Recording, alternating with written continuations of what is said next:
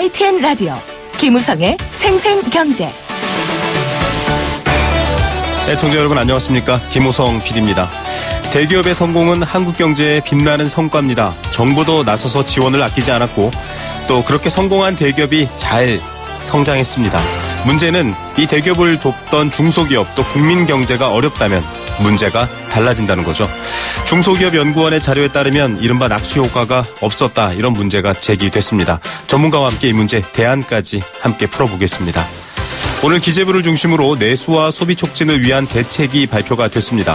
금요일 오후 4시 퇴근을 비롯해서 다양한 소비 진작책 또 할인 효과들 지금 발표되고 있는데요. 알맹이가 좀 빠진 것 아닌가, 이런 얘기가 나옵니다. 돈을 쓸 시간이 부족한 게 아니라 돈 자체가 부족하다, 이런 지적도 나오고 있는데요. 전문가와 함께 이야기 나눠봅니다. 목요일은 부동산 전망대 마련돼 있습니다. 오늘은 전월세 상한제 논란과 여러 가지 부동산 흐름들 짚어드리겠습니다. 김우성의 생생경제 2월 23일 목요일 문을 엽니다.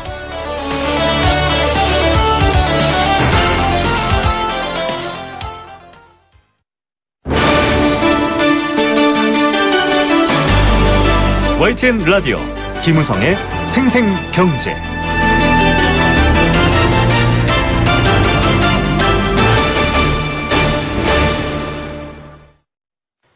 네, 첫 번째 생생 인터뷰입니다. 우리나라는 대기업 중심의 성장을 이뤄왔습니다. 물론 그 성장도 굉장히 박수받을 만한 일이었죠.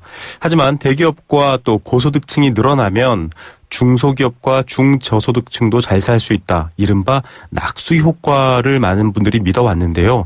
그간에도 사실 논란이 있었습니다. 낙수 효과는 먹히지 않는다, 오히려 분수 효과, 아래로 돈을 더 쓰는 게 옳다, 이런 얘기들도 했었고 저희도 박승 총재나 이런 분들 불러서 이런 얘기 드린 적 있죠. 그런데 중소기업연구소 보고서를 통해서 봤더니 대중소기업 간 파급 효과는커녕 오히려 디커플링, 서로 또 따로 놀고 있는 현상이죠. 이런 것들이 더 심화한다, 이런 결과가 나왔습니다. 네. 다시 말해서 대기업 위주의 성장 방식에서 탈피해야 된다, 이런 얘기인데요. 우리나라는 여전히 대기업 중심의 경제 정책을 펼치고 있습니다. 대안은 뭐고 또 어떤 이야기를 해봐야 될지 전문가 모셔서 얘기 들어보겠습니다. 강소기업 학회장 역임하고 계신데요. 문종진 명지대 경영대학 교수 전화로 연결합니다. 교수님 안녕하십니까? 예, 안녕하세요. 예. 명지대 경영대 문종진 교수입니다. 예, 교수님. 그 낙수 효과가 사실 오래전부터 얘기되어 온 바가 있습니다. 경제에서는 아주 중요한 개념으로도 많이 얘기되고 있는데 조금 풀어서 설명 부탁드리겠습니다. 예. 그동안 우리 경제는 이제 대기업 위주의 수출 증대와 투자 증대가 이루어지면 네. 그 결과로 중소기업 성장도 일어나고 또 일자리도 창출되고 가계소득도 늘어나는 이러한 선순환 효과를 기대하고 있었는데 이런 네. 부분을 우리가 이제 낙수 효과라 그러는데 네네. 다른 말로 얘기하면 이제 풍요로운 자가 더 풍요로워지면 가난한 사람에게도 자연스럽게 부자들의 돈이 흘러가서 같이 동반 성장되는 거 아니냐. 네. 이런 식의 이제 개념을 얘기합니다. 예. 그러면 이게 사실은 지금 맞나 아니냐 논란하기 전에 지금의 실태를 먼저 봐야 되겠는데요. 지금은 네. 디커플링이 심화되고 있다. 즉 그 낙수 효과가 전혀 미치지 않고 있다, 이런 얘기가 나오고 있는데 어떤 상황입니까? 예, 통계 숫자를 보면 네. 종전처럼 대기업들이 이제 생산 거점이 해외로 이전되고 네. 또 공장 설비도 자동화하고 이런 현상이 나타남에 따라 종전처럼 대기업과 중소기업이 동반해서 성장하는 커플링 현상이 나타나는 게 아니라 오히려 그 반대로 나타나고 있다. 네. 그게 이제 디커플링 현상인데요. 네네. 구체적인 통계 숫자를 보면 1, 2차 우리 대기업과 거래하는 1차 벤더와 2차 벤더, 3차 벤더가 있는데 네. 1차, 2차, 3차로 내려갈수록 네. 파급 효과가 줄어듭니다. 네. 대신 1차 협력업체의 경우는 이제 상대적으로 맨 먼저 거래를 하니까 대형화 현상이 나타나는데 2차, 3차는 이와 같이 파급 효과가 이제 나타나지 않는 그런 효과가 나타납니다. 네. 여기 이제 금융위기 이후에는 종전에 부분적으로 나타났던 대기업과 중소기업 간의 어떤 관계가 사라지고 네. 오히려 디커플링이 아무런 관계가 없는 그런 현상이 나타난다는 얘기죠. 네. 결국은 이 대기업들 역시 발전하고 뭐 공장 자동화 이런 얘기는 지금 4차 산업의 화두인데요. 예. 결과적으로는 중소기업들이 혜택을 못 보고 있다. 그러니까 같이 살아가는 동반 성장이 안 되고 있다 이런 얘기인데 상위 5개 그룹을 봤더니 이 상위 5개 그룹이 30대 그룹 이익의 95%를 차지한다. 또 예. 중소기업 대비해서 봤을 때도 굉장히 많은 이익을 가져간다. 결국 이익 분배의 문제일 텐데요. 낙수 효과라는 게 그런 결과도 있더라고요. 어떻게 보십니까? 예, 이런 부분이 이제 그 통계 숫자로 나타난 것처럼 상위 그룹이 전부 다 그 이익의 상당 부분을 가져가고 네. 이런 부분에 대한 효과를 나타나는 반면 중소기업은 거기에 대해서 수출 비중이나 뭐 이런 부분이 또 그 상대적으로 낮아서 네. 이와 같이 동반 성장이 되고 있지 않다. 그래서 네. 예를 들면 뭐 우리가 대기업 위주의 수출을 하는 바람에 수출의 고용 유발 효과를 보면 1995년은 12.6명에서 네. 2014년에는 8.1명으로 떨어졌습니다. 줄어들었네요. 그다음, 네. 예. 그다음에 수출 유발가 부가가치 유발 개수도 네. 0.698에서 0.564로 이와 같이 떨어지기 때문에 네. 이와 대기업이 이제 고용 비중도 전체의 12%에 이제 불과하지만 획기적인 어떤 구조 개편이 있어야 되겠다. 이런 게 이제 공개적으로 나타나고 있죠. 예, 대기업이 잘 되는 걸 지금 잘못됐다라고 하는 게 아니라 그만큼 또 사회적으로 함께 영향을 미치고 긍정적으로 나눠주는 부분, 뭐 그런 것 때문에 조금 여러 가지 혜택을 줘서 키운 부분도 그렇습니다. 있는데 예. 그게 없다라는 게 좀 걱정입니다. 예. 앞서 말씀하셨지만은 사실 1, 2, 3, 뭐 4, 5차까지 굉장히 이 복잡한 생산 구조를 갖고 있었지 않습니까? 그런데 예. 조금 대기업에서부터 멀어질수록 그 협력업체의 단계 수가 멀어질수록 힘들어진다. 그 이유는 근본적으로 대기업의 어떤 지금 이익 분배의 어떤 선순환 구조 자체가 안 돌아가고 있다. 이렇게 봐도 되는 문제인가요? 이 원인은 그렇죠. 어떻게 봐야 되죠? 낙수가 되지 않는데 네. 이런 부분을 위해서 이제 그동안 우리 정부에서도 추진해온 게 네. 중소기업 적합 업종을 선정해서 대기업이 진출하는 건 좀 막고 그다음에 이제 정부 발주 사업에 중소기업이 직접 참여하도록 네. 하는 부분. 그다음에 끝으로 이제 이 두 가지는 그동안 정부가 추진해 상당 부분 이루어지고 있는데 네네. 초과 이익 공유제라고 있습니다. 네네. 대기업이 이렇게 공유제. 많은 이익을 가져가면 네. 그건 결국 중소기업의 희생에 의해서 많은 이익이 난 거 아니겠느냐. 네. 그래서 우리가 런칭 개런티 뭐 우리 탤런트나 영화 제작할 때 하는 것처럼 네. 일정 이익을 초과해서 수익이 발생하면 네. 그걸 하청 업체 1차 밴더, 2차 밴더, 3차 밴더 같이 나눠서 공유하는, 쉐어링하는 네. 이와 같은 초과 이익 공유제가 필요할 거 아니냐. 네. 이런 부분이 이제 제기되고 있는데 그런 부분도 대기업과 중소기업 간의 또 이해관계 상충되는 부분이 있으니까 네. 사회적 합의를 이뤄가도록 해야 되겠죠. 예, 네. 사회적 합의가 필요한 부분이고 좀 논의의 테이블에 올려야 한다. 이런 얘기신데요. 그렇습니다. 네, 지금 뭐 4차 산업 얘기도 계속 하고 있습니다. 이 네. 일자리 문제가 사실 만만치 않은데요. 네. 중소기업이 사실 대부분의 많은 70% 가까운 인력을 고용하고 있지 않습니까? 네. 예, 그런데 사실 돈은 더 적게 가져가고 이 고용에 있어서의 문제 어떤 해법을 좀 찾아야 할까요? 그래서 지금 보면 이제 중소기업이 이제 고용이 한 88%, 대기업이 12% 정도 고용을 하고 있는데 네네. 문제는 이런 고용을 이제 확대해 나가기 위해서는 우선 일차적으로 그 생존 가능성이 있는 중소기업을 선정해야 되겠다. 네. 기존에는 이제 무조건 일률적으로 모든 중소기업을 보호한다. 네. 이런 식의 차원의 정책보다는 네. 중소기업 중에서도 세계 시장 점유율이 1 내지 3위 내에 있는 자기 어떤 마켓 시어를 가지고 있는 네. 이런 그 제품을 생산하는 업종을 선정을 해서 그런 중소기업 위주로 우리가 육성을 하고 지원해 나가면 이런 기업들이 경쟁력이 있기 때문에 상대적으로 또 고용도 많이 하고 네. 나름대로 부가가치도 많이 창출한다. 그래서 그런 식의 정책 방향이 좀 바뀌어져야 되지 않느냐 이런 지적이 되고 있습니다. 예, 한 지역에 넓게 비를 뿌리듯 중소기업을 육성하자가 아니라 정확히 그렇습니다. 성장 가능성 있는 곳에 그런 걸 사실상 저희가 뭐 강소기업 이렇게도 부르지 않습니까? 교수님께서도 독일의 사례에 비춰서 사실상 강소기업이 주된 경쟁력이다 이런 칼럼을 쓰신 적도 있는데 어떤 내용인가요? 독일은 독일의 유명한 그 헤르만 지몬이라는 경제학자가 있는데요. 네네. 이분이 얘기를 하기를 독일이 이와 같이 수출 강대국인데 독일이 이와 같이 수출이 굉장히 그 강국으로 자라난 배경을 보면 네. 몇 개 대기업에 의해서 이렇게 자기네가 수출이 크게 늘어난 게 아니라 네. 수출 능력이 뛰어난 중간 규모 사이즈의 회사들이 많으면 그게 고용도 많이 일어나고 수출도 많이 일어나고 부가수출도 많이 된다. 네. 그래서 이와 같이 그 적은 세계 시장 점유율이 1, 2, 3위 내에 들면서도 잘 알려지지 않는 매출액 40억 불 이하의 기업을 우리 강소기업 또는 히든 챔피언이라고 부르면서 네. 이런 기업을 육성해야 된다 이렇게 했죠. 네네. 그래서 독일의 경우는 이게 한 1000개사가 되는데 네. 저희 나라의 경우는 이런 부분이 개수가 한 30개 내외. 그다음에 독일은 전체의 수출 비중이 이런 기업들이 하는 부분이 한 26% 이상이 되는데 네네. 저희는 1%도 안 되는 0.35% 내이다. 네. 이런 기업을 육성을 하면 수출도 늘고 네. 그다음에 고용도 늘고 부가가치도 많이 늘게 된다. 이게 이제 독일의 강소기업 육성 사례라고 보시면 되겠습니다. 예, 오늘도 저희가 내수 관련 인터뷰를 뒤에 준비하고 있는데 일자리가 결국 근본 해결책이다라고 하는데 지금 사실 독일 사례 보면 답이 나온 거네요. 이런 그렇습니다. 부분에 정부가 좀 더 성장과 육성을 도와줘야 되는데 아직은 좀 대기업 중심인 면도 있을 것 같습니다.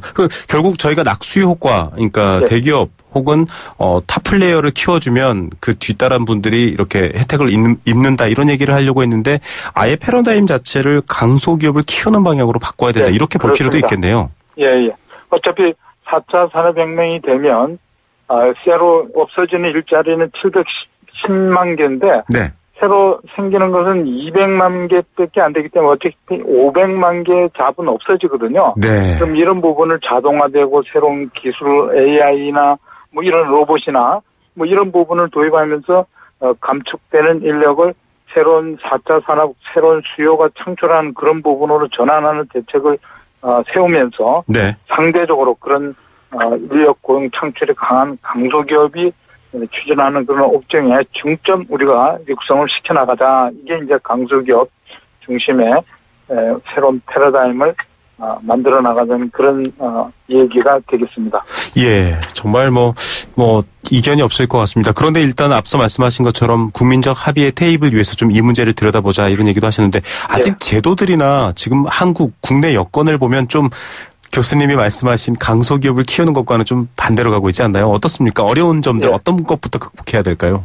우리나라도 이제 그 독일이 이와 같이 이제 강소기업 위주의 그 업체 위주로 수출이 진행되고 있다는 걸 알고 네네. 2011년부터 히든 챔피언 또는 강소기업 제도를 선정을 해왔는데 네. 우리 산자부나 또 중소기업청, 수출입은행, 증권거래소 각 지원 기관별로 서로 산발적으로 혼재되어서 선정을 하게 됩니다. 네. 그다음에 선정 기준도 예를 들어 강소기업은 해외에 아주 경쟁력 있는 업체니까 해외 시장 점유율 뭐 이런 부분 해야 되는데 그보다도 그냥 일반적인 매출액 뭐 이런 부분으로 선정을 하다 보니까 우리가 그 질적인 선정 기준보다 양적인 기준을 함에 따라서 국내에서 그냥 좀 큰 기업을 선출하는 식으로 하다 보니까 이게 대외적인 수출 경쟁력이 있는 업체를 제대로 선정을 잘 못하고 있는 거 아닌가 하는 아쉬움이 남게 되죠. 그래서 이런 부분에 대해서 향후 기관별로 일관적인 지원 대책이나 선정 기준을 좀 일원화해서 지원 정책도 좀 체계적으로 또 효율성을 높여나가는 그런 방법이 도입이 돼야 될 것 같습니다. 예, 정말 강소기업을 히든 챔피언이라고 한다고 하는데요. 히든이 숨겨져 있다는 뜻 아닙니까? 정말 그렇습니다. 이걸 좀 잘 찾는 식형과 이야기부터 필요하겠다 이런 공감을 할 수 있을 것 같습니다. 교수님 오늘 좋은 말씀 감사드립니다. 예. 네, 강소기업 학회장을 역임하고 계십니다. 명지대 경영대학 문종진 교수였습니다. YTN 라디오 김우성의 생생경제. 네, 함께 느끼는 우리 경제 공감사전입니다. 경제 공감사전은 경제와 관련된 개념, 단어의 뜻을 여러분과 함께 나눠보는 시간인데요. 인터뷰에서 들었던 내용들 함께 생각을 더 나누는 그런 시간입니다. 의견 보내주시면 추첨을 통해서 도심 속 꿈의 놀이터 일산 원마운트에서 워터파크 이용권 드리고 있습니다. 1683년 300년 커피 문화와 전통이 있는 비엔나 커피하우스에서 원두커피 드리고요. 2017년 정동극장 정동 시리즈 신작 적벽 공연 3월 1일 개막하는데요. 이 개막 공연 티켓도 선물로 드립니다. 단문 50원, 장문 100원의 정보 이용료 부과되는 샵 0945번 문자로 참여할 수 있습니다. 오늘의 경제공감사전 주제는 앞서 인터뷰에서 나온 낙수효과입니다. 나라가 잘 살면 또 대기업이 잘 성장하면 중소기업도 성장하고 국민 경제도 영향을 줘서 모두가 부자로 살 수 있다. 경제적인 이득을 얻을 수 있다라고 하는 게 바로 낙수효과입니다. 즉 분배보다는 성장에 조금 더 무게중심을 옮겨둔 거고요. 형평성보다는 효율성에 더 우선을 둔 겁니다. 대표 선수 한 명 잘 키우는 그런 스포츠 정책하고도 좀 비슷하죠. 우리나라는 이런 정책을 써서 사실 대기업 중심으로 눈부신 경제 성장을 했습니다. 성과도 많았습니다. 하지만 고성장 시대도 지나고 산업구조 바뀌면서 이제 더 이상 대기업 중심으로 성장하기는 어렵겠다. 또 양극화가 심해져서 오히려 중소기업들이 어려워질 수 있겠다 이런 지적들이 나오고 있습니다. 이번에 연구 결과로도 그게 나와서 조금 논란 또 화제가 되고 있는데요. 여러분은 낙수효과에 대해서 어떻게 생각하십니까? 여전히 취업시장에서도 청년들에게는 대기업은 꿈의 직장이고요. 중소기업은 가기 싫어하는 직장이 되어 있습니다. 반대로 분수효과라는 말도 있습니다. 중저소득층에게 소득을 많이 주면 오히려 돈도 많이 쓰고 내수가 성장해서 대기업도 잘 된다라는 반대 개념도 있죠. 여러분은 낙수효과 어떻게 생각하십니까? 여러분들의 의견도 함께 나누겠습니다.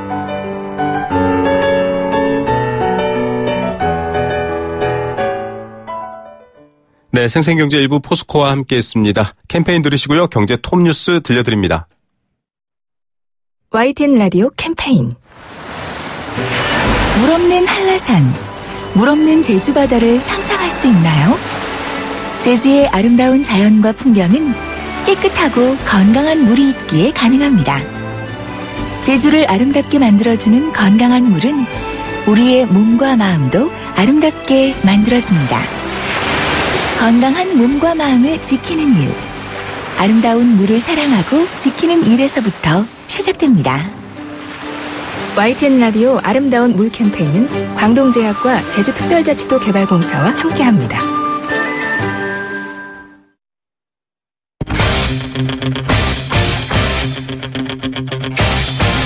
지금 가장 뜨거운 경제 소식. 경제 톱 뉴스.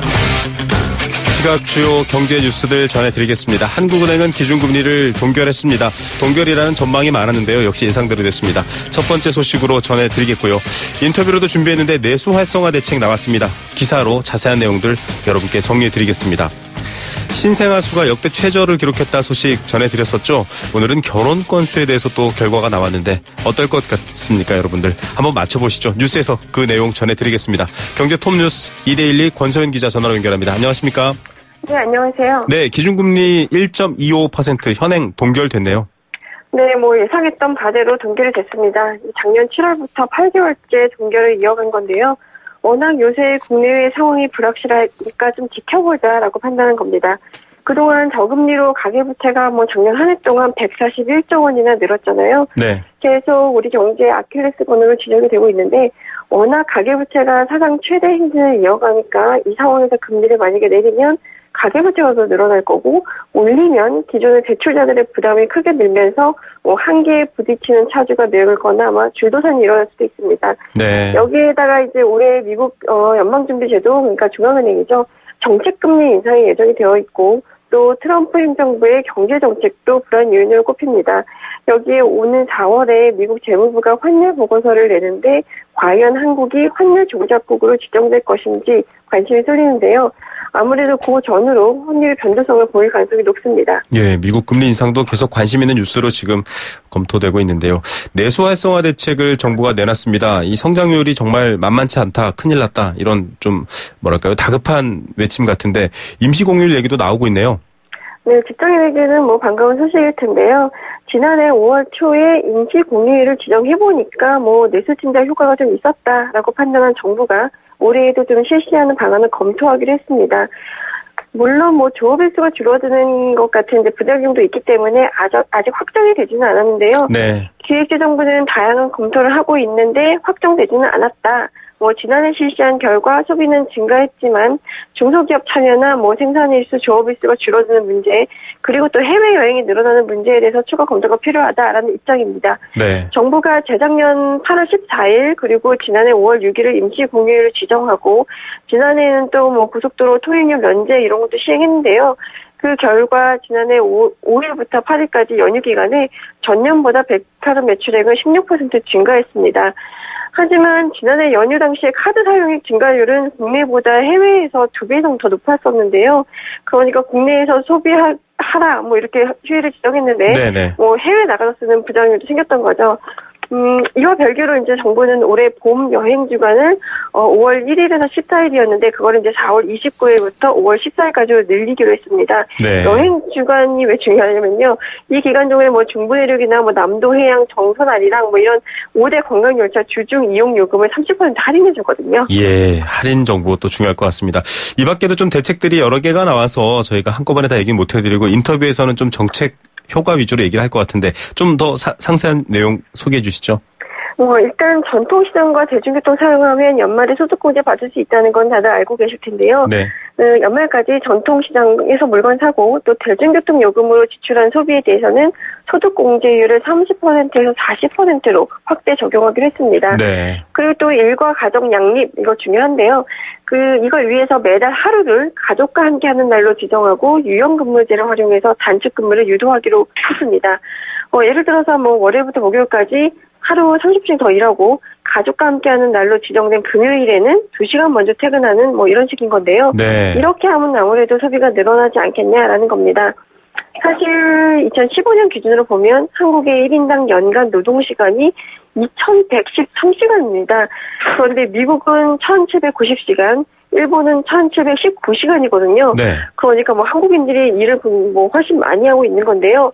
일본은 이달 24일부터 매달 마지막 금요일을 일본판 블랙 프라이데이로 정하고 직장인들이 오후 3시에 퇴근해서 쇼핑이나 외식을 즐길 수 있도록 하는데요. 네. 이런 것들을 좀 배치마킹하고 있는 것으로 보입니다. 이 밖에도 서민 주거비 부담을 줄여주기 위해서 임대차 가구에 대한 전월세 대출 한도 늘리기로 했고요. 또 임대차 계약 끝난 후에 임차인이 보증금을 받지 못할 경우에 대신 보상해주는 전세 보증금 반환 보증이라는 게 있거든요. 네네. 요걸 이제 취급하는 기관을 확대해서 요건을 갖춘 부동산 중개업소에서도 바로 가입할 수 있도록 이렇게 바꿀 예정입니다. 예, 좀 서민층을 대상으로 한 대책이다 이런 얘기도 있고요. 금요일 퇴근 이 프리미엄 프라이데이 일본판인데요. 한국판으로 만들겠다. 저희가 잠시 이어지는 인터뷰에서도 좀 얘기를 해보겠습니다. 신생아 수가 역대 최저다. 한 달치 아이들이 사라졌다. 어제 이 뉴스 전해주셨잖아요. 결혼 건수도 그렇죠. 또 알아보셨네요. 네, 다 연결되어 있는 얘기인데요. 네. 오늘은 통계청이 작년 12월 인구 동향 자료를 냈습니다. 작년 12월 혼인 건수를 보니까 28,400건이었는데요. 네. 이거 1년 전에 비해서는 14.7% 감소한 겁니다. 12월만 놓고 보면 통계 작성을 시작한 2000년 이후 처음으로 3만 건 밑으로 떨어진 건데요. 12월까지 나왔으니까 이제 작년 한 해 통계를 보면 혼인이 28만 1,700건으로 집계됐습니다. 네. 이 역시 1974년 통계 집계 이후 가장 적은 수치인데요. 1997년 30만 건대에 진입했다가 작년에 이제 20년 만에 20만 건대로 주저앉은 겁니다. 이렇게 결혼을 안 하니까 출생아 수 적을 수밖에 없는데요. 네. 통계청은 베이비붐의 자녀인 이 에코 세대, 그러니까 1979년부터 82년 사이에 태어난 이들인데요. 이 세대가 경제적인 이유로 결혼을 안 하고 또 에코 세대 이후에 태어난 지금 이제 결혼 주 연령층에 진입한 이 세대도 인구가 감소한 게 있거든요. 네네. 이것 역시 이제 혼인 건수 감소에 큰 영향을 줬다. 이렇게 해석하고 있습니다. 예, 사실 좀 어려운 면 때문이다. 이런 얘기를 많이들 얘기하고 있습니다. 인구 이동도 좀 재미있는 뉴스네요. 최저다. 이건 그만큼 이사를 안 했다 이렇게 봐야 되나요? 네, 그렇습니다. 오늘 통계청이 낸 자료 중에 또 하나가 2017년 1월 국내 인구 이동인데요. 네. 지난달 이동자 수는 57만 7천 명으로 1년보다 3% 감소했습니다. 1월만 놓고 쭉 봤을 때 2001년 1월에 56만 7천 명을 기록했는데요. 그 이후 16년 만에 최소치입니다. 인구 100명당 이동자 수를 나타내주는 인구 이동률은 1.13%였는데요. 네. 전년 동월 대비로 0.04%포인트 하락한 겁니다. 이것도 집계를 시작한 2000년 이후 1월 기준으로 역대 최저인데요. 일단 1월에 뭐 주택 경기 지표 별로 좋지 않았잖아요. 거기다가 이제 주택 매매도 감소했기 때문에 전체적으로 이제 이동자가 줄었다는 게 통계청 설명인데요. 뭐 시도별로 보면 이제 서울이나 부산 이런 데 그리고 경북 이런 데서 좀 이제 들어온 인구보다 유출된 인구가 더 많았고요. 네. 특히 울산의 순유출 인구가 1,073명이었는데 아무래도 이제 조선업 구조조정 여파 때문에 일자리 잃어버리고 아예 도시를 떠나는 일이 많은 것으로 보입니다. 순유입은 경기도, 세종, 충남 이런 것들이 좀 많았습니다. 예. 자, 공병, 빈병 보증금 얘기, 요즘 여러 가지 논란도 있습니다. 왜 소매점만 고생하냐 이런 얘기도 있고 또, 받아주지 않는다 이런 얘기도 있는데 반환율은 크게 늘었네요. 네, 환경부에 따르면 2월 들어서 19일까지 소매점에 소비자가 빈용기를 반환한 비율이 38%였는데요. 네. 이게 올해 초에 이제 소주 빈병 보증금은 40원에서 100원으로 대폭 올렸고 또 맥주병은 50원에서 130원으로 올렸는데 빈병을 회수해서 좀 자원을 아껴보자 이런 차원에서 올린 겁니다. 그 빈병 보증금 인상 전에는 회수율이 24%였는데요. 38%면 이제 꽤 많이 오른 거죠. 네. 설 명절 이후 소비자의 빈병 반환 증가 그리고 또 이제 소매점의 환불 참여도 좀 늘어나고 있긴 한데요. 아까 말씀하셨다시피 일부 소매점에서는 여전히 이제 소비자의 빈병 반환을 좀 거부하고 있는 곳도 있다고 합니다. 네. 그래서 환경부가 시민단체와 함께 3월 초까지 전국 소매점 한 5,000곳 정도로 조사해서 이제 행정지도를 요청할 계획입니다. 그리고 또 환경부는 소비자들에게도 이제 빈용기를 다시 사용할 수 있게 이물질을 넣거나 좀 깨트리지는 말고 바로 반환해달라 이런 당부도 했습니다. 예. 오늘의 톱뉴스 어떤 것 고르시겠습니까? 아무래도 내수 활성화 대책을 들 수 있을 텐데요. 일부는 이미 발표한 내용이기도 하고 또 일부는 좀 급조했다라는 느낌이 들기도 하는데요. 일단 내수 살리는 일은 지금으로서는 절대적으로 필요한 일이긴 합니다. 하지만 이제 효과가 어느 정도인지 좀 신중하게 따져보고 시행해야 될 것 같은데요. 작년 5월 임시공휴일에도 해외로 나간 이들이 많아서 결국은 해외에 있는 여러 나라 좋은 일만 시켰다 이런 지적도 있었잖아요. 그러니까 이제 국내에서 소비할 수 있도록 유도하는 여러 가지 보완책을 좀 마련해야 될 것 같습니다. 예, 이어지는 인터뷰에서 그 얘기도 좀 나눠보겠습니다. 오늘 뉴스 감사드립니다. 네, 고맙습니다. 2대12 권서연 기자였습니다.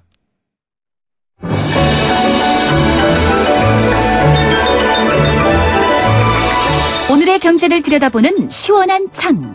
YTN 라디오 김호성의 생생경제. 생생인터뷰. 네, 두 번째 생생 인터뷰 준비했습니다. 정부가 오늘 내수 활성화 관계 장관 회의를 개최했습니다. 내수 위축 보완을 위한 소비, 민생 개선 대책 이렇게 발표했습니다. 수출은 반도체에 힘입어서 조금 회복세를 보이고 있는데요. 소비, 고용은 계속 둔화되고 있습니다. 어려워진다는 소리죠. 무엇보다 서민들은 닫힌 지갑을 꼭꼭 더 닫았습니다. 그 지갑을 열고자 정책으로 풀어내고 있는 이 정부의 고민, 여러분은 어떻게 생각하십니까? 아직 구체화된 실행안이 나온 건 아닌데요. 금요일엔 4시에 퇴근할 수 있도록 하자, 여행을 활성화하기 위한 각종 할인 혜택 적용하자, 또 1, 2인 가구가 늘어나고 있는데 그에 대한 대책을 세우자, 이런 내용들입니다. 내수시장 활성화가 왜 중요한지도 알아보고요. 또 어떤 정책이 효율적일지 전문가와 함께 이야기 나눠보겠습니다. 중앙대학교 경제학부 이정희 교수 전화로 연결합니다. 교수님 안녕하십니까? 네, 안녕하세요. 예, 교수님께서 유통학회장도 역임하셨고 여러 가지 분야에서 활동을 하셨는데요. 이 내수에 대해서 정부가 발벗고 나섰거든요. 내수가 왜 중요한지부터 좀 먼저 알아야 될 것 같습니다. 네, 사실 경제에서 아마 내수는 가장 이제 기본이라고 생각을 합니다. 네. 사실 이제 경제 기초가 내수가 든든해야 되는데, 일본 같은 경우를 보더라도 일본이 지난 20년간의 경기 불황이고 장기 불황을 겪고 있습니다만은 문제는 바로 내수의 어려움이었었거든요. 네. 그러니까 일본이 지난 20년간의 어떤 내수가 살아나지 않았기 때문에 사실 해외 수출 같은 거는 잘 되고 했음에도 불구하고 내수가 살아나지 않아서 이 장기 불황을 겪고 있는데 우리도 사실 내수가 살아나지 않으면은 우리 경제도 사실 어려울 수밖에 없는 이런 상황이라고 볼 수 있겠습니다. 예, 장기적 불황을 걱정하는 이유가 바로 내수가 중요하다라고 생각할 이유다 이렇게 볼 수도 있을 텐데요. 말씀하셨던 것처럼 지금 수출도 좀 안 좋았다가 반도체 이런 것들에 힘입어서 조금 회복되고 있습니다. 그런데 또 문 밖을 보면 지금 트럼프의 보호무역주의라든가 또 여러 가지 국내 상황으로는 가계부채라든지 어려운 게 많거든요. 내수의 가장 큰 위험 요인 혹은 어려움 이유 뭐라고 보십니까? 내수에서 가장 이제 큰 이 문제는 뭐냐면은 현재 지금 우리 국민들이 네. 일단은 지갑을 열 수 있는 어떤 그런 사실 여유가 별로 없다는 거거든요. 돈이 별로 없다. 그동안의 경기 침체가 이제 지금 지속되고 있고, 그다음에 소득이 늘어나지 않고 또 지금 중하위층 소득이 줄고 있는 상태고요. 네네. 그리고 또 미래에 대한 불안감도 상당히 크고, 미래 불안감이 이제 자꾸 이제 좀 커지고 있는 것도 그래서 지금 고령화 사회에서 앞으로의 내가 돈을 써야 되는 시간은 많은데, 네. 내가 소득이 들어오는 그런 것은 이제 기간도 짧아지고 있고 여유가 많이 없다 보니까, 네네. 그래서 미래를 위해서 또 소비를 조금 줄이는 이런 문제들, 이런 것들이, 그리고 또 내수 부분에 있어서 아무래도 이게 해외에서 보호무역주의라든가 여러 가지 지금 이제 불안감이 많아지고 있거든요. 이것이 네. 수출에 또 어려움을 줄 수 있고, 이런 것들은 결국에는 우리 성장에 지금 마이너스 부분이 있기 때문에 이런 것들도 불안한 하나의 또 요인이다, 이렇게 볼 수 있겠습니다. 예, 흔히 내수하면 국내에서 이루어지는 소비 또 생산 이런 것들, 서비스 이런 것들일 텐데, 중하위층은 사실 좀 돈을 주면 좀 표현이 그렇습니다만 바로바로 쓸 수 있는 그런 성격이 강한 계층이지 않습니까? 네. 그 계층이 돈이 없다라는 것도 문제다, 이렇게 지적해 주셨는데요. 일단 정부가 소득을 올려준다라는 건 좀 사실 어려운 방법이긴 한데요. 당장의 대책으로서 소득 증대 이런 것보다는 좀 지갑을 열도록 할인책 이런 것들을 좀 많이 만든 것 같습니다. 네. 방향은 어떻게 평가하십니까, 교수님?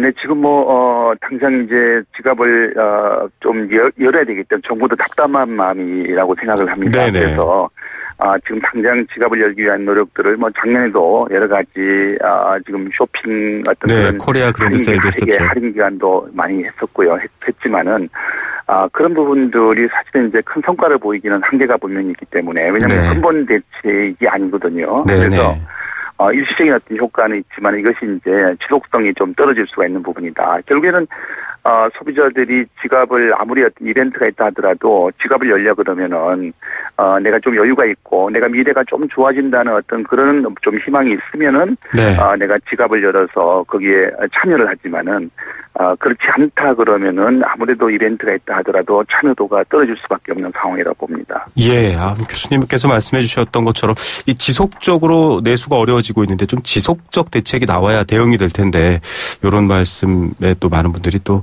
아이디어를 얻을 수 있을 것 같습니다. 일단 구체안으로 좀 들어가 볼게요. 금요일 날 4시에 퇴근하도록 하겠다. 평일 날 30분씩 더 일하고 금요일은 4시 퇴근하도록 하겠다. 이건 좀 일본의 프리미엄 프라이데이의 한국판이다, 이렇게도 얘기되고 있거든요. 어떻게 평가하십니까? 효과 있을까요?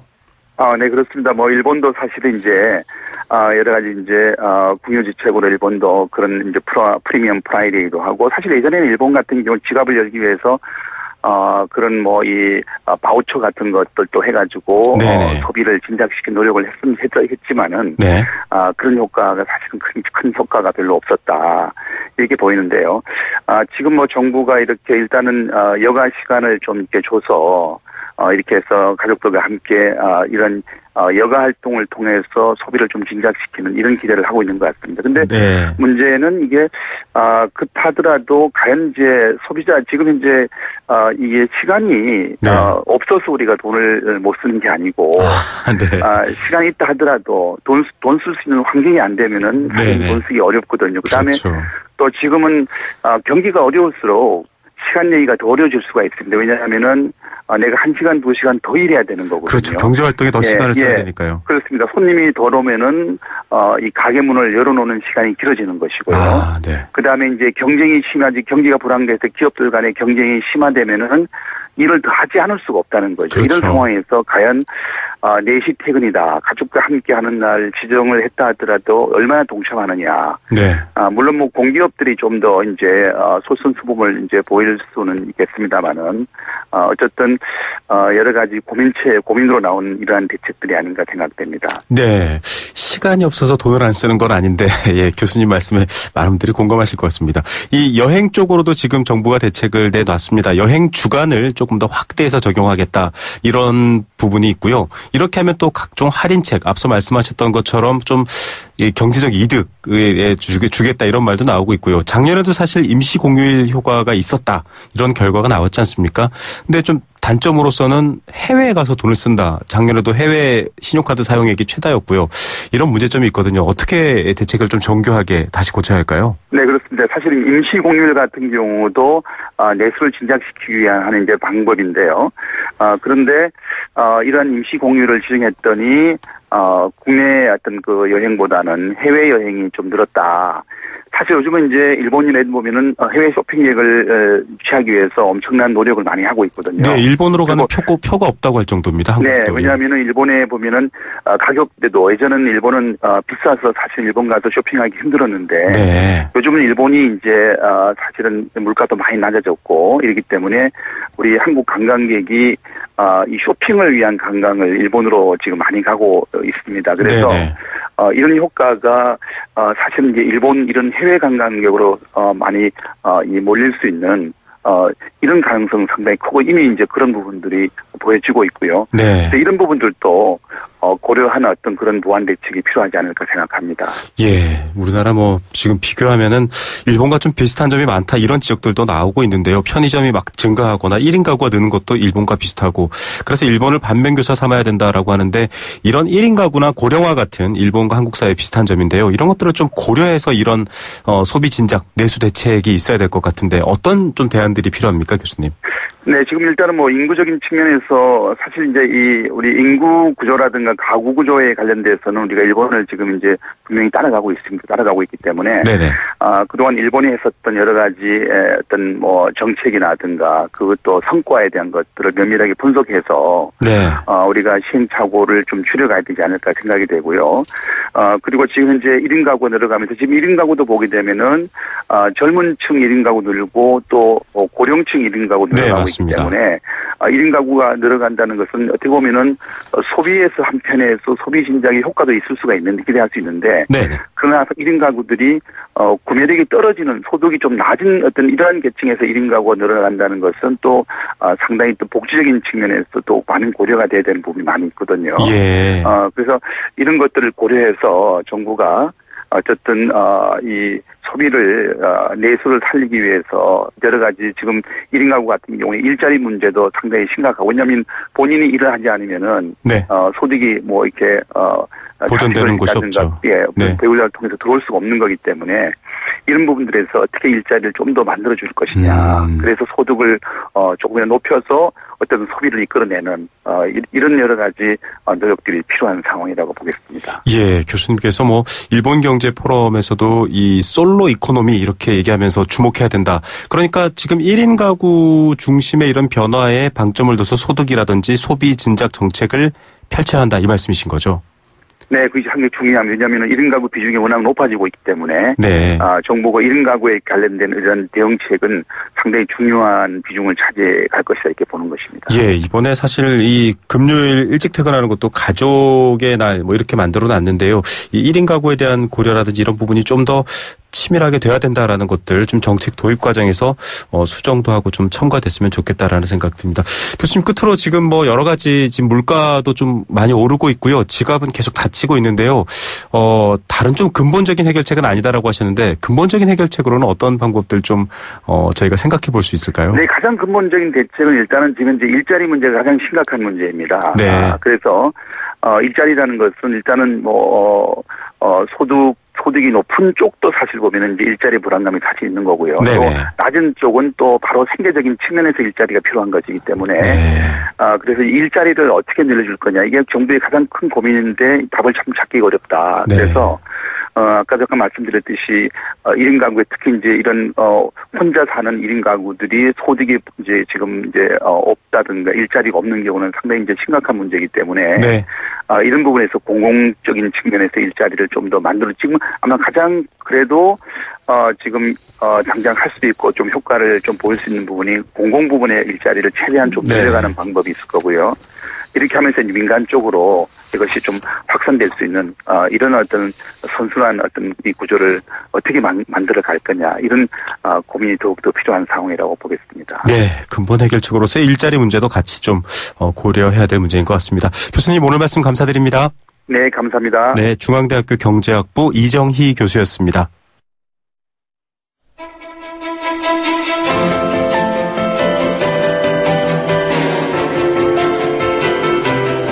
부동산 어디로 가고 있는지 시원하게 보여드립니다. 생생경제 부동산 전망대. 예, 3월이 훌쩍 가까워 오고 있는데도 날씨는 아직 한겨울입니다. 왠지 부동산 또 우리 사회의 모습을 반영한 것 같기도 합니다. 이런 날 따뜻하게 돌아갈 보금자리 있다는 것 참 고맙고 행복한 일이죠. 오늘도 그 보금자리의 문제, 부동산 이야기 알아보는 시간 마련했습니다. 부동산 전망대 리얼투데이 조민희 팀장 전화로 연결합니다. 팀장님 안녕하세요. 네, 안녕하세요. 예, 지금 뭐 봄철에 물론 이제 여러 가지 논란이 있긴 하지만 공급되는 물량들, 특히 분양에 대한 이야기들이 좀 관심받고 있더라고요. 한 네. 4만 7천 가구 얘기되던데 어떤 내용입니까? 예, 요즘 시장 분위기가 좋지 않다는 뉴스가 많이 보도되고 있는 가운데 네. 다음 달인 3월 분양 물량이 일단 작년보다 많다고 나왔습니다. 한 부동산 정보업체에서 집계하고 발표한 내용인데요. 내용을 들여다보면은 3월에 4만 7천여 가구가 나온다라는 건데 그 작년 동기간에 비해서 작년 동기간이 8,900여 가구 정도였는데 무려 한 4배 이상 늘어난 것이 되겠습니다. 네. 이런 수치가 나올 수 있었던 게 사실 지난달과 또 지난 1월에 분양시장이 사실상 개점 휴업 상태였기 때문이었는데요. 네. 뭐 이것저것 규제도 있었고요. 또 청약 자격 제한 때문에 그 당시 진행되지 못한 물량이 3월까지 넘어가면서 물량이 좀 크게 늘어난 것 같고요. 그래서 대체적으로 본다면은 올해의 분양 시장의 시작은 3월로 보는 것이 좋을 것 같습니다. 예, 참 작년과 비교해서 좀 차이가 있네요. 지금 네. 과잉 공급 우려 늘 지적해 왔잖아요. 예. 괜찮을까요? 좀 뭐 빈집들이 속출할 거다 이런 말도 있는데요. 예, 뭐 과잉 공급에 대한 이야기는 좀 전부터 나왔었고요. 그래서 네네.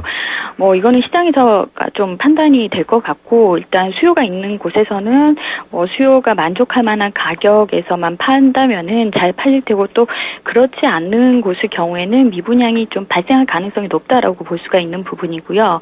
사실 지난해 말에 11.3 대책이 나왔고 또 청약 제도가 개선이 됐고 거기다가 올해부터는 은행권에서 중도금 집단 대출에 대해서도 아주 보수적인 입장을 취하고 있거든요. 예, 그래서 이런 메시지들이 일단 뭐 시장이 실수요자 위주로 재편되었다라고 볼 수가 있겠고요. 이런 상황에서 지금의 뭐 분양권 투자라기보다는 실수요자들이 주로 청약에 나서기 때문에 본 분양 시장에서도 입지라든가 가격적인 메리트가 크지 않는다면은 외면받을 가능성이 있다라고 전망이 됩니다. 예, 좀 조심조심 봐야 될 것 같네요. 네. 여러 가지로 좀 뭐 부동산 시장처럼 지금 경제 자체도 특히 내수도 어둡습니다. 앞서 인터뷰에서도 계속 다룬 내용이긴 한데 네. 정부가 이 내수 회복을 위해서 대책을 쏟은 것 중에 또 부동산 관련 이야기들이 있더라고요. 공공임대 늘리겠다, 전월세 부담 네. 줄이겠다, 좀 도와주겠다 이런 얘기인데 어떻게 보십니까? 예, 일단 민생 개선 대책이라고 나왔더라고요. 그래서 네. 뭐 공공임대주택을 집중적으로 공급할 시기를 두겠다. 그리고 또 전월세 측면을 좀 강화하고 또 그러니까 전세 보증금 반환 보증 활성화 또 청년 전세 임대 활성화 등이 있는데 이 중에서 아무래도 가장 많이 관심을 가질 내용이 공공임대주택권 같습니다. 네네. 일단 내용을 들여다보니까 올해 예정된 임대주택 중에서 주로 이사 시기가 집중된 3, 4월이나 8월에서 10월 사이에 집중해서 공급 물량을 내놓겠다라는 얘기인데요. 올해 지금 예정이 되어 있던 게 지금 건설 임대까지 합쳐서 총 12만 가구 정도가 되겠고 네. 이런 가구를 그 시기를 좀 조절을 해서 수요가 몰릴 때 뭐 연간 물량의 50% 이상 공급하겠다라는 얘기입니다. 또 전세 보증금 반환 보증도 지금 세입자라면은 좀 눈여겨볼 사항인데요. 뭐 계약을 하고 2년 이후에 전세 가격이 떨어져서 역전세난이 된다면은 또 거기에 대한 대비책이라고 보시면 되겠습니다. 그래서 네. 주택도시보증공사인 허그의 그 상품이 부동산 중개업소에서도 가입할 수 있다라는 게 주요 골자입니다. 예, 참 여러 가지로 좀 서민들이 위험하다라고 느끼는 것들을 좀 네. 안심시켜주겠다 이런 취지인 것 같습니다. 네. 자, 이 전월세 관련한 얘기 좀 다른 얘기긴 한데요. 사실 정치적 의제였는데 전월세 상한제 네. 지금 뭐 통과될 듯 얘기했다가 또다시 또 알 수 없다 이렇게 됐거든요. 어떻게 보십니까? 네. 일단 지금 그 주택임대차보호법 개정안이 뭐 이 같은 내용으로 집중 논의가 됐는데 이번 임시국회 처리 가능성이 좀 낮은 상황으로 보여지고요. 네네. 일단 내용이 보니까 그 세입자가 최대 6년까지 같은 집에서 살 수가 있고 또 재계약 시에 전월세금 인상률을 5% 안팎으로 묶어두는 게 골자입니다. 그런데 지금 현재 여야 의견 차이가 있어서 이번은 성사시키지 못한 법안인데 이 두 가지 내용이 좀 선거 때마다 나오는 이슈가 되겠거든요. 네네. 그래서 앞으로도 이런 문제는 끊임없이 나올 것으로 보이고요. 뭐 이쪽에서 본다면은 정책이 너무 포퓰리즘에 입각해서 넘어가지 않으면 좀 괜찮은데 이게 포퓰리즘 정책들이 좀 안 좋은 게 불확실성을 더 키울 수가 있다라는 거거든요. 네. 그래서 이제 근본적인 그 대책을 갖고 정책을 좀 바로 잡아서 지속적으로 추진하는 것이 좀 좋을 것 같고요. 앞으로도 이 전월세 공급이라든가 이런 부분의 그 개정안은 쭉 얘기가 나올 것 같습니다. 예, 참 어려운 부분들을 들여다보는 건 좋은데 그렇다고 해서 또 시장을 너무 인위적으로 또 너무 대중들의 어떤 인기 이런 측면만 봐서는 안 될 것 같습니다. 오늘 소식 감사드립니다. 예, 감사합니다. 네, 리얼투데이 조민희 팀장이었습니다.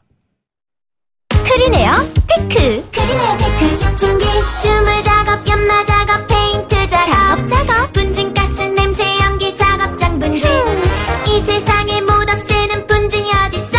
크리네어 테크 기술력이 끝내줍니다. 크리네어 테크. 크리네어 테크 집중기. 이곳은 유치원입니다. 부모님들이 굉장히 환호하고 있는데요. 네, 출산을 앞둔 산부인과에서도 환호성이 이어집니다. 임산부, 만 7세 이하 자녀가 있다면 악사가 자동차 보험료를 깎아주기 때문인데요.